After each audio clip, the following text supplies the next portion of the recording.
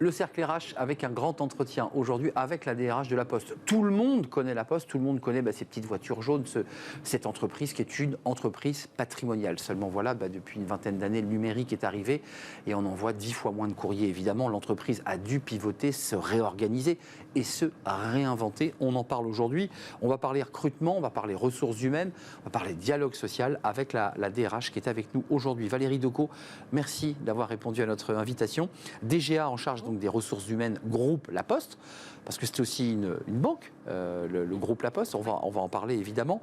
D'abord, un petit mot sur vous, parce que c'est toujours intéressant d'avoir des DRH souvent dans l'ombre, et qui là viennent s'exposer sur le plateau de Smart Job. Votre parcours est intéressant, parce que vous n'êtes pas un pur produit de La Poste, qui a une culture d'entreprise, une histoire centenaire et plus. Vous venez d'ailleurs. Ça a été un choc quand vous êtes arrivé à La Poste ? Alors, ça a été un choc, non. D'abord, ça a été une volonté de ma part. J'ai choisi de rejoindre La Poste. Ça, c'est un point important. C'est vrai que j'ai travaillé dans différents univers, différents secteurs d'activité. C'était ma volonté. Randstad, pour ne pas le citer auparavant. Randstad, Monoprix, le groupe SOR, donc vraiment... Et le groupe SOR. Oui, différents... L'eau, l'assainissement, les déchets à l'époque. Donc, volonté de ma part de rester DRH, mais d'exercer ce métier dans des environnements, dans des secteurs d'activité différents. On va parler de La Poste, on va parler de tout ce qui se transforme et des recrutements, mais la valeur ajoutée que vous amenez, vous, en arrivant avec tout ce bagage, la grande distrib, l'eau, l'assainissement, qu'est-ce que vous avez envie de faire et qu'est-ce que vous faites ? Ce que je fais au quotidien, c'est vraiment d'aider la transformation du groupe. Vous le citiez, les facteurs qui aujourd'hui emmènent les colis, qui font des portages de repas auprès des personnes âgées. Donc il y a une vraie dimension de transformation. Et ça, c'est le lien avec mon expérience, c'est que j'ai toujours travaillé dans des secteurs qui étaient en très forte évolution. Ou transformation. Ou transformation, et puis une dimension numérique également qui devient prépondérante à La Poste. Les hommes à La Poste, l'entreprise La Poste, le groupe La Poste, quand on va sur Internet, alors au moment où on se parle, alors ça va évoluer évidemment, il y avait 4807 ou 406 postes sur l'onglet recrutement, et quand on fait des recherches plus approfondies, on découvre eh bien que le plan de recrutement que vous faites porte beaucoup sur les facteurs. Vous cherchez beaucoup de facteurs. Le facteur, c'est le symbole au cinéma de celui qui apporte les bonnes nouvelles, les mauvaises nouvelles. C'est celui qui va aller prendre un petit coup et s'arrêter 5 minutes. C'est ça l'image d'Épinal du facteur. C'est celui avec qui on discute et qui est presque un ami de la famille. Pourquoi on en cherche autant ? Alors, en 2022, on recrutera 3200 facteurs. Donc, effectivement, c'est important. Le facteur, c'est le lien, c'est la proximité. C'est vrai en ville, mais c'est encore plus vrai dans les territoires. Donc, c'est un métier qui emporte pas seulement le courrier, mais qui emporte une dimension sociale, sociétale, de proximité, de lien. Clairement. Qu'on souhaite absolument c'est un humain. Garder. Exactement, c'est un lien humain. Bah oui. Et pour certaines personnes, c'est le seul lien humain tous les jours dans la ruralité notamment. Et le facteur, c'est vrai, son métier a beaucoup évolué. Il y a beaucoup moins de courriers, mais il y a des colis. Et je le disais, il y a maintenant des services de proximité qui peuvent être, par exemple, le portage de repas ou de médicaments. Donc c'est bien ce lien social qu'on souhaite absolument maintenir et qui est très utile, a fortiori dans le contexte actuel.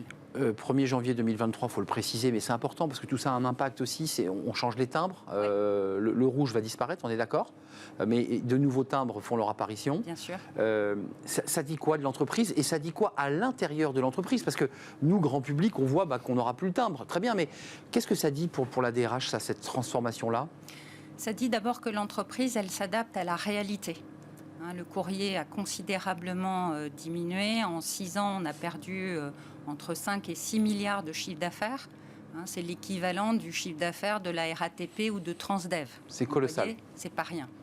Et donc, nécessité absolue de s'adapter aux nouveaux usages. Ce que demandent les clients aujourd'hui, c'est bien sûr du courrier, qu'il s'agisse des particuliers ou des entreprises, mais c'est un rythme différent. Donc, c'est vrai que le J+1 en matière de courrier n'a plus beaucoup de sens.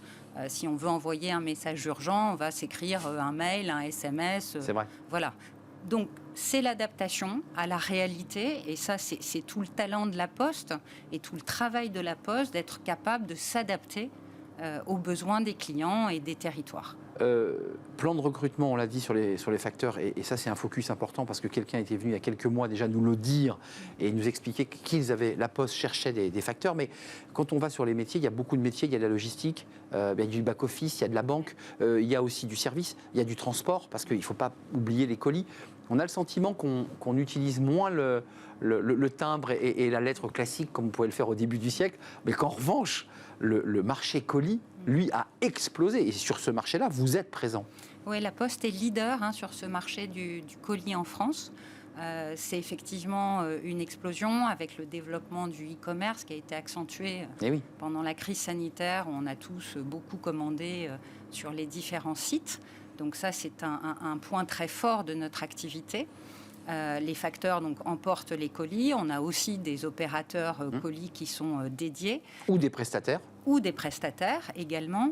Et ce qui est intéressant, c'est de noter à cet égard qu'au fond, la Poste, qui a toujours, bien sûr, et prioritairement ses missions de service public, agit aussi sur un contexte qui est très concurrentiel. Clairement. Et donc, c'est cette complexité que nous, RH, on doit gérer vis-à-vis du corps social. C'est à la fois d'assurer nos 4 missions de service public, mais aussi de nous développer de façon commerciale efficace sur les autres activités. On va parler du dialogue social parce que ça, c'est un sujet qui impacte directement les RH. On a vu évidemment les manifestations ces derniers jours emmenées par la CGT, ces blocages de raffineries et la pression évidemment par effet domino sur les DRH des entreprises, sur la question des salaires. Mais un petit mot quand même pour terminer sur ces nouveaux métiers de la Poste, parce que livraison des repas pour les personnes âgées en milieu rural, j'ai vu qu'on passait le permis théorique bateau, et que c'est vrai qu'il y avait l'idée de passer le permis, ça avait été aussi évoqué. Quels sont les axes de réflexion? Vous dites, après tout, ce guichet de la Poste, il vend moins de timbres, mais il faut qu'il vende autre chose. Et cet espace dédié, qui est une Poste, il ne faut pas qu'elle ferme, mais il faut qu'on la transforme. Vous êtes sur ce sujet-là et donc de fait ça accompagne de nouveaux métiers. C'est quoi les possibilités pour créer de la valeur ailleurs qui soit plus le timbre? Alors vous l'avez cité, il y a tous les métiers de service, de proximité, et notre ambition c'est de pouvoir nous développer sur ce qu'on appelle la silver economy. On est un pays qui vieillit et donc il y aura besoin de les personnes âgées, de liens sociaux, de proximité et notamment dans les territoires. Donc ça c'est un point sur lequel on travaille beaucoup. Également tout le domaine de la banque assurance qui est également en développement et qui est un point important aujourd'hui pour le groupe La Poste.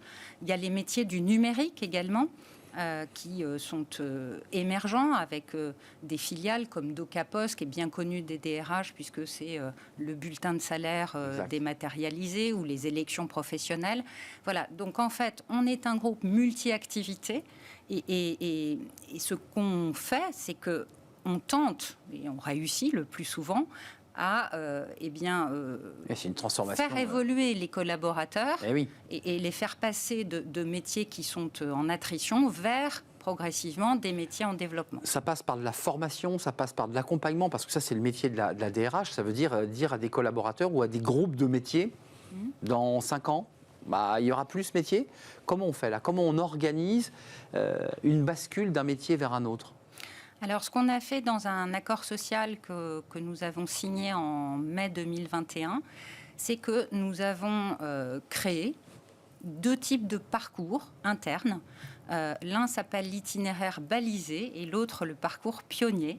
Et en fait, on ouvre des promotions internes, donc c'est-à-dire qu'on crée une forme de classe, en quelque sorte, de postiers intéressés par des métiers en tension en interne et donc qui peuvent être formés, c'est un système d'alternance en quelque sorte interne, et donc qui sortent avec une certification pour devenir chargé de clientèle. Oui, il y a du commercial, je ne l'ai pas dit. Du commercial, bien sûr.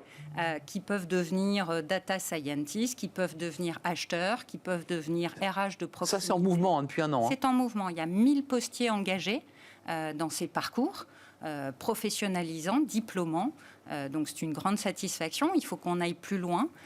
Mais en tout cas, c'est la façon qu'on a d'équilibrer en fait nos activités en attrition et puis nos activités en développement. Le dialogue social, c'est aussi le débat. Là, c'est vraiment le débat d'actualité qui impacte les DRH. Vous en parlez entre vous, évidemment. Les salaires, l'inflation, le pouvoir d'achat, c'est-à-dire des NAO qu'on précipite, qu'on avance. Vous en êtes où sur cette question à la fois du dialogue social et des revendications salariales au sein de la Poste ? S'agissant des revendications salariales, donc on avait négocié et obtenu un accord en début d'année avec certaines organisations syndicales. Majoritaires, effectivement. Non, parce qu'il y a eu ce débat, vous savez, sur les raffineries, majoritaires ou pas. Tout à fait.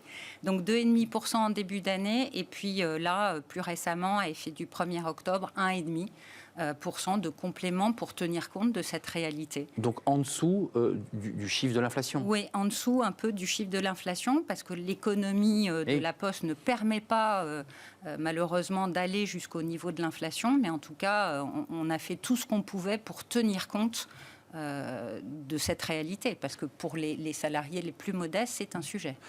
C'est une pression plus forte sur vos épaules là, depuis que ce débat de l'inflation est entré dans l'actualité et puis qu'il est très concret pour le porte-monnaie des Français. Alors c'est une pression plus forte et puis surtout c'est une nouveauté, parce que même si je ne suis pas très jeune, je n'ai jamais connu comme DRH en fait de période d'inflation. Oui.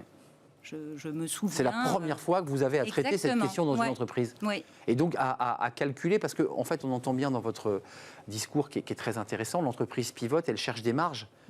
Et elle ne peut pas non plus se mettre en difficulté par des augmentations trop importantes de salaire. C'est de ça dont il est question. Oui, c'est ça. C'est un juste équilibre. C'est un juste équilibre. À la fois rétribuer, tenir compte, et ça c'est très important, surtout à la Poste, et en même temps aussi tenir compte de la réalité économique du groupe. Quand même dans les métiers que vous inventez, parce que encore une fois votre parcours a un impact, vous avez traversé plusieurs univers et donc vous apportez aussi au sein du COMEX et de l'exécutif de cette entreprise des idées forcément pour trouver des marges. En allant loin, on se dit, mais est-ce que le postier, avec sa petite mallette, formé bien entendu, pourrait pas apporter aussi les piqûres, les seringues, les médicaments, enfin, est-ce qu'on n'est pas en train d'inventer le postier augmenté là, qui créerait d'autres valeurs? On l'a évoqué, la silver economy, mais ça peut aller encore beaucoup plus loin, non? Alors ça peut sûrement aller plus loin, avec quand même une limite, c'est qu'on n'est pas un acteur du soin et on ne le saura jamais. C'est là où c'est compliqué. Oui, mais on peut faire des choses, on en fait déjà, on peut livrer un certain nombre de matériel, on peut porter des médicaments. Donc voilà, tout ça est encore à réfléchir, à développer. Mais sûrement, on a notre place dans cet univers et on peut tout à fait apporter ce que peut-être d'autres ne peuvent pas. Un mot quand même, parce que je ne voudrais pas qu'on oublie, on parle des facteurs, qui est un peu l'image d'Épinal, et qui est le métier utile, parce qu'on les voit, nos facteurs. Ils viennent poser les lettres, même en ville, on les voit, nos facteurs. Il y a les centres de tri. Il suffit d'être allé une fois dans sa vie dans un centre de tri, et j'y suis allé, pour se rendre compte de l'incroyable machinerie et aussi quand même du rythme et de la cadence imposée aux salariés dans les centres.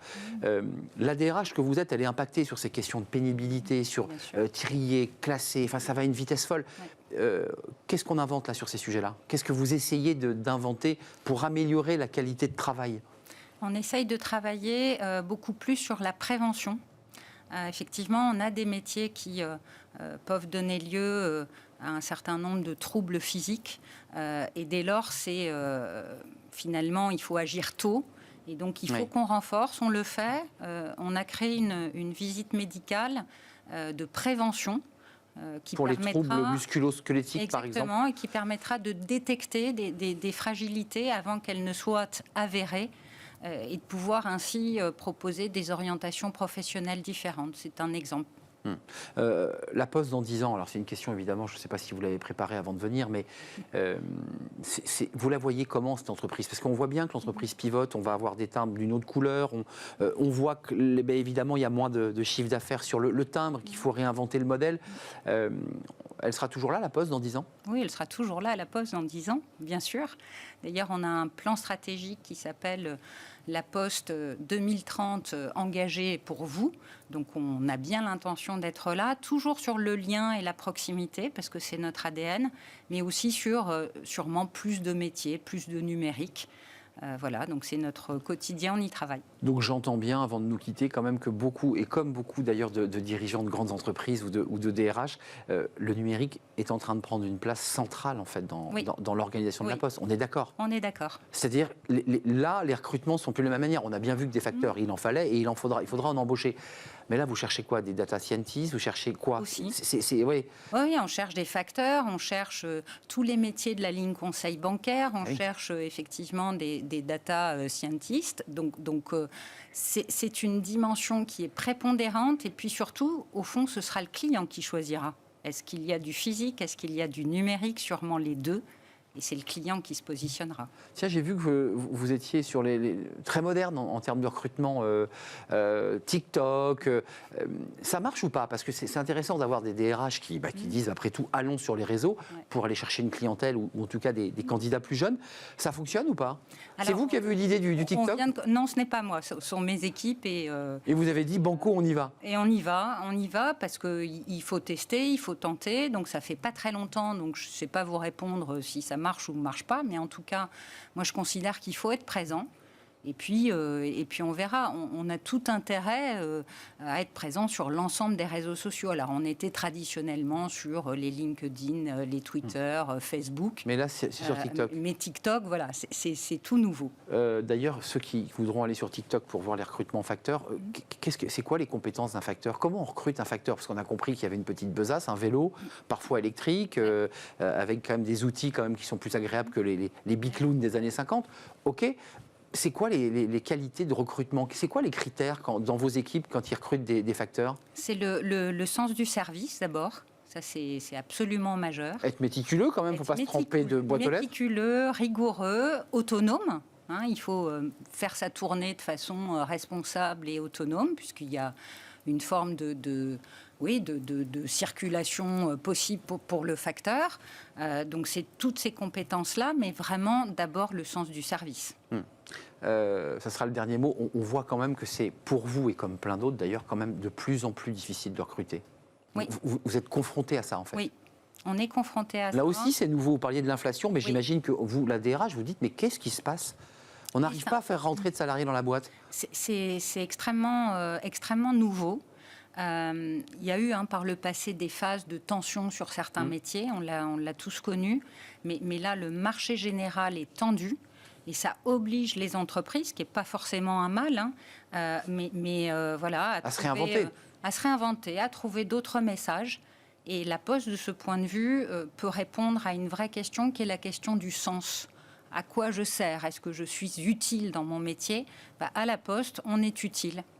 C'est une entreprise utile, en effet, quand on attend son courrier, et parfois on attend le postier, et que le postier n'est pas passé, parce qu'il n'arrive pas à se garer dans les grandes villes. Ce n'est pas le cas en zone rurale, mais dans les grandes villes, c'est un vrai sujet par ailleurs. La réalité des livreurs et des postiers dans les grandes villes, vous êtes confronté à ce sujet en tant que DRH, souvent se plaignent de la difficulté de se garer. C'est moins vrai quand on est en Lozère ou en Corrèze, vous êtes d'accord? Mais en ville, ils ont aussi les vélos, les stabis. Voilà. Eux, ils ont quelques outils quand même. Les conditions de travail, il faut le dire, se sont améliorées pour les facteurs. Merci Valérie Decaux de nous avoir rendu visite. La Poste, une belle entreprise qui pivote et qui recrute. Allez donc tout simplement sur le site, sans aller sur TikTok, le site de La Poste, vous verrez, il y a plein de métiers et 4807 recrutement potentiel. C'était en tout cas le chiffre du jour. DGA en charge des ressources humaines au groupe La Poste. Merci beaucoup. Merci. Et on termine notre émission avec Fenêtre sur l'emploi. On parle non pas des semi-conducteurs, mais des conducteurs, on en parle. On parle d'électronique et c'est tout de suite.